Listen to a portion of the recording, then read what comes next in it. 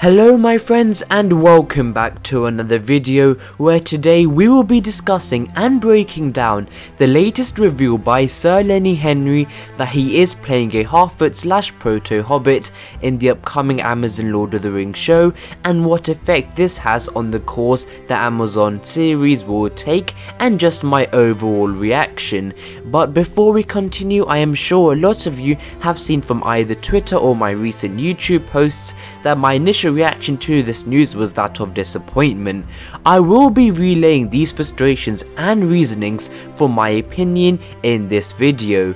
But in order for this video to be a critical or even discussion worthy conversation and analytical video, then I will show both sides and what Amazon can potentially do with proto-hobbits and the potential benefits of them, and not go on a full-on rant for 10 minutes as I am sure that is not quality content. Also, disclaimer, I won't be getting into the race, diversity and black hobbit discussion which has arisen amidst these recent developments, as I'm sure there are 1001 places you can find that discussion already. But one of my points does involve what he said about race of the hobbits, and also my good friend TolkienTube is doing a video around this as well, make sure to check that out.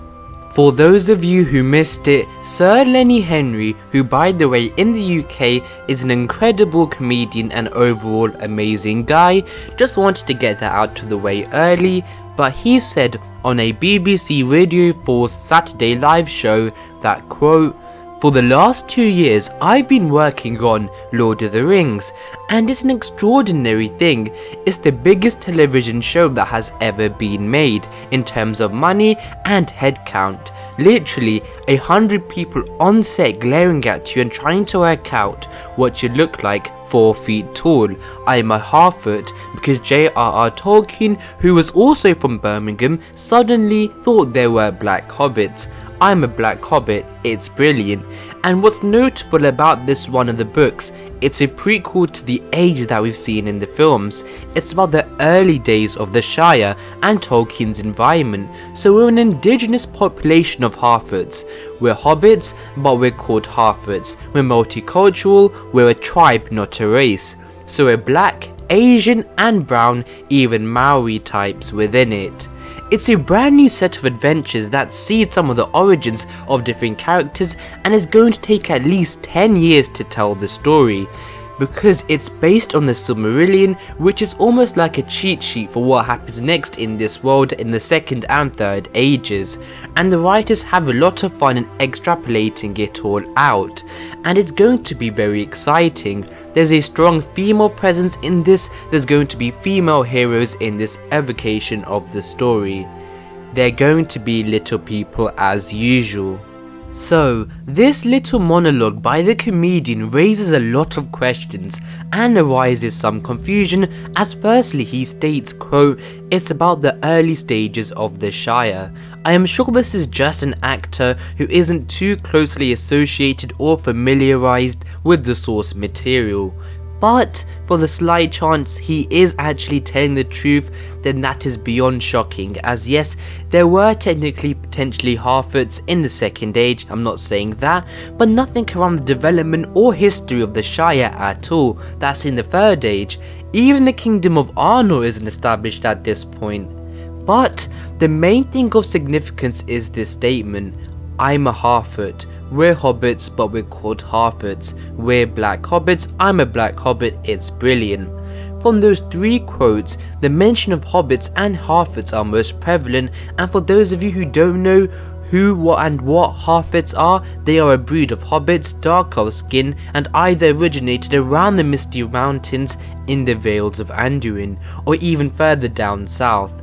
They did not migrate into Eriador until circa 1050 of the Third Age, but at the same time that's only according to the recollections of Arnor. They made it to Bree around circa 1300 of the Third Age, which means we can't see any of the Shire or the hobbits truly migrate that far eastward into Eriador in the Second Age. So, were there hobbits and half-wits in the Second Age? Potentially. Is there enough or even the slightest written about them or mentioned by the professor himself to warrant them taking up probably 10 to 15 minutes of screen time each episode? No way. But do Amazon and the executives really care about that, and the bare and next to minimal mention of them at all by Tolkien? Probably not. Yes, I'm sure down south or around the Misty Mountains where they migrated from, I'm sure there were potentially some original Hobbit folk, and especially half-wits, which are more likely. I'm not saying there isn't, but is it really necessary to have proto-hobbits in the show? Well, yes and no, but yes for all the non-virtuous and executive-ridden decisions, which probably has no actual beneficial impact on the story of the show. On this channel we are mostly, if not always, positive around this Amazon Lord of the Rings show due to our excitement, and we want to spread this through the podcast etc, but having hobbits involved in the show was always one of my personal long-standing fears. At the same time, I don't want to overreact and act like it's doomsday to these potentially context-ridden quotes by Sir Lenny Henry, but it is a cause for debate and concern, so let's begin. To stop repeating myself, I am not claiming there weren't any hobbits in the Second Age at all, but the lack of context, information, dates, expansion, notes, all around hobbits in the Second Age compared to the elves, the Noldor, Sindar, Orthanc, Celebrimbor, Gil-galad, Galadriel, Elrond, the dwarves you have during the Third, during the Fifth, Na'vi, the Númenóreans, 3,300 years of history, Isildur, Eldarion, Tar-Minastir, and Calamay, even the Easterlings and Haradrim as well, like the presence of Khamûl. All those races and peoples have so much more rich history elaborated by Tolkien and are more concrete in the Second Age than hobbits. So it is a shame that instead these random proto-hobbit storylines will be taking chunks and minutes away from each episode, which could have instead gone to storylines or places like Lindon and Mithlond, or screw it, even the Númenórean colonial powers in Tharabad or Londir.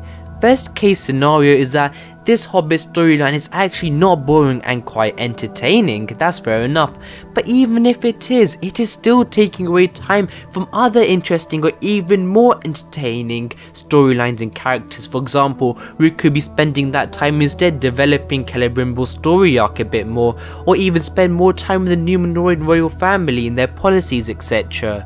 Remember, season 1 is already only 8 episodes, with the first 2 pilot episodes mostly being standalone, so that's written off already, as if there is a time jump, the hobbits or dwarves in episodes 1 and 2 presumably won't be there in episode 3 and 4 due to the time jump etc. So we really only have 6 episodes in season 1. Of course, the other question is, are they actually really necessary to the plot of the story and the Second Age and the story Amazon, JD Payne and Patrick McKay are trying to tell? If you ask 10 people, and for example I'm basing this off comments I've seen in users saying from Reddit, Twitter, Instagram, forums etc, so this is all based on that. So if you ask 10 people to create a narrative and show, arc and story for the Second Age using the descriptions and text from Tolkien which was provided by him, I am sure 9 out of 10 people wouldn't have hobbits in the narrative or at all to any extent, as where do they fit? But if you ask 10 people to create a narrative for the Second Age, but this time with investors and executives involved, 9 out of 10 times the showrunner will include hobbits, and that one person you didn't would probably be fired. The point I am trying to make here is that I am worried that the inclusion of hobbits and half-wits and showing them around the Anduin and migrating across towards Eriador is not for the best interest or beneficial for the show and story itself, but to help Amazon in a number of ways that I will state soon. We have had 6 movies based on the central tales and actions of hobbits, them being the Lord of the Rings and the Hobbit film trilogies. We have had more than enough seeing the courage and integrity of these small folk who tend not to dwell on matters distant from their own. But now going back again to this second age show is just too much, as with Tolkien's works, each age is greater and grander than the future age. The second age, full of battles, men at their utmost strength and glory in Numenor, the elves at their final peak, with the capital of Eregion being Ost-in-Atil, and the trade and mutual relations they have with the dwarves of Khazad-dûm, casting ourselves all the way to the high seat of the elves in Lindon, claimed by Gil-galad, and also the Guathurim settling in Eriador and Nedwaith, with going even further south to Harad and Umbar, seeing the Forging of the Rings, Tale of Anatar, usurping by Pharazôn, the vast Numenorian fleets and battles. It's an age of legend, heroes and myth compared to the third age, as the first age is to the second age. They're now shoving hobbits into all that just slightly eradicates this prestige and charm of the second age, and as another point is, it is too much. How is Amazon going to juggle all these places and storylines mentioned earlier? Numenor, Armenelos, Tharabad, Londe, Ost-in-Atil, Khazad-dûm, Mithlond, Lindon, Umbar, Harad, which are all factually more present and concrete in the second age than hobbits, but then adding half-wits in there as well, which is evidently too much. And if you had to remove one storyline or one place from that list I mentioned, I am sure it will be the invented half-wit storyline. Finally, we are going to be discussing the wider consequences of these actions of Amazon having hobbits in and potentially half-wits in the Amazon show, and also potentially Tolkien's intentions as well. And I am by no means saying this is 100% the effect and belief that the professor wanted to portray, but it is my interpretation that even in the movies, the hobbits, Frodo and Sam learned about these events thousands of years ago. For example, when Gandalf explains Isildur's account and the explanation for the One Ring being forged, and the tales of old with the War of the Last Alliance, this is ancient to the hobbits, to Frodo and Sam, and they're learning about it to what to them is legend. But then having hobbits around in the same time period, I'm not saying they have to be at the battles, but during the same time, so they're in the same universe as the rings were forged, or during the events of the War of the Last Alliance. But being in the same ensemble story is just a bit jarring for when you read the books or watch the movies and see how legendary and out of world some of the stories of the Last Alliance and the rings being forged were to the reader and viewers. Even in the books and the chapter of the Council of Elrond, when Frodo, a hobbit, decided to take up the task of destroying the ring, Elrond even commented on the significance of this moment and of hobbits undertaking this quest. But if there were hobbits to a potential degree in the second age, then I'm sure Elrond would have noticed or even recalled this and not had forgotten about this trivial thing, and maybe even mentioned this to Frodo that in the past hobbits had been of some significance, but he did not. This was a brand new thing to him. Of course, if Elrond doesn't see any hobbits or these halflings or Lenny Henry hobbits in the show, that could be a potential counter to that. But still, to all the characters at the council, including Elrond, the elves, the Gondorians, who have had catalogues of history dating back to the second age, which would have included the hobbits, would have not had no prior significance to the hobbits in the second age. Overall, my main point here is that it's jarring in this sense of taking the significance potentially away from the stories of the Hobbit or the Lord of the Rings, and the significance the fact that Frodo and Sam, these hobbits, took up the quest to destroy the ring. Little Easter egg: remember when you watched the Fellowship of the Ring and the company crossed this old ruin from Ost-in-Atil? The amazement of the hobbits looking at these living memories of old ages past will be potentially thwarted due to the chance that this Amazon show shows Hobbit probably in the same time period when these great structures were at their peak in the great elven cities in Middle-earth. Similarly to Weathertop as well, and the watchtower which used to be there, and in fact it was the chamber where Elendil, a great hero of a bygone age, stored one of the Palantirs. This charm of the hobbits being engrossed into this outer world outside of the Shire would be considerably marred if they were also involved in the second age in any capacity, and the sense of this precedes our history and our race as a hobbits in general would not really be there. But am I surprised that Amazon are including half-orcs and hobbits and that Lenny Henry is one? Not at all. I said I was worried, but I'm saying I'm not surprised. You need to get average audiences in, you need to sell this show properly and successfully, as you've spent nearly £1 billion or even dollars on it. And Graham from New York, who has watched the movies maybe once or twice, sees hobbit-like creatures on the show posters, on the billboards, he is more likely to tune in.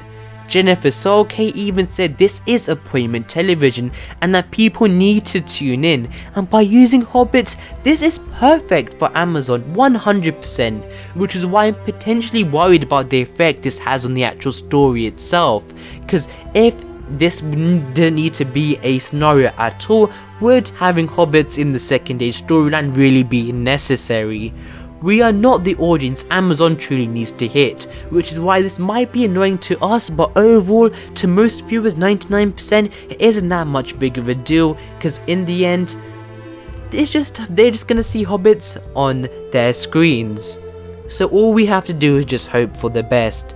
Another potential concern this raises for me, however, is that potentially Amazon aren't confident in the writing team or in the showrunners Payne and McKay to make a hit television show which everyone tunes into without the use of hobbits for marketing reasons. This is just an inference, however I'm not saying Amazon just don't trust them at all, have no confidence in them, but it does give off that effect if you need to have hobbits to 100% know that you're going to make success of the show.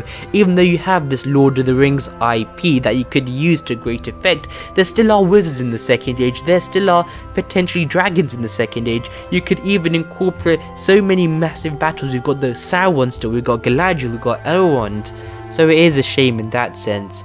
However, I did say I would look at the positives of having hobbits in the second age, and one of the main ones is that with all these legendary characters and races we will see in the show, like the High Elves and characters like Gil-galad, Celebrimbor, etc., who might be a bit harder for audiences to connect to, having half-orcs and hobbits in there could create these peoples or race and characters that the audience can truly connect to and potentially relate to, as much easier to relate to a hobbit than, let's say, an elf. For example, in the Lord of the Rings, I'm sure more people came and were related more to Frodo than Legolas. Another is showing the effects of the battle and wars, such as the War of the Last Alliance and the War of the Elves and Sauron, and the toll it has on a much larger scale, and this can be shown throughout this hobbit tribe that Sir Lenny Henry is in as well, and how these wars affect them specifically. To wrap up, this is why I don't really care that some of the hobbits are black, Maori, as it doesn't matter if they are white, brown, yellow, blue or even green, or even if they have talons, because the fact Amazon is in the first place trying to incorporate a race that was barely or vaguely mentioned by Tolkien, and that was probably intended to, as it did not have any real effect on the course of the second age, but then for them to be an additional storyline in their Amazon show, what difference does it make really if Lenny Henry is a hobbit? There is really no middle ground with having half-orcs in the show, whether it's either you don't include hobbits at all, or you just incorporate them as much as you can so it can bring in the wider audience for appointment television. You don't hire an actor like Sir Lenny Henry for 1 or 2 episodes or not have him be involved at all. He will be significantly involved in the show, or even for a minimum for 6 episodes as IMDb states, of course potentially minusing the 2 pilot episodes. Please let me know in the comments below about your opinions. I will leave it with this. So were the hobbits and half-orcs in the second age? Potentially. Is there enough or even the slightest written about them or mentioned by the professor himself to warrant them taking up probably 10 to 15 minutes of screen time each episode? No way. Does Amazon and the executives really care about that and the bare to next minimal mention of them at all by the professor? Probably not. Thank you guys for watching, I really appreciate it. Please like and subscribe. But until the next video my friends, goodbye.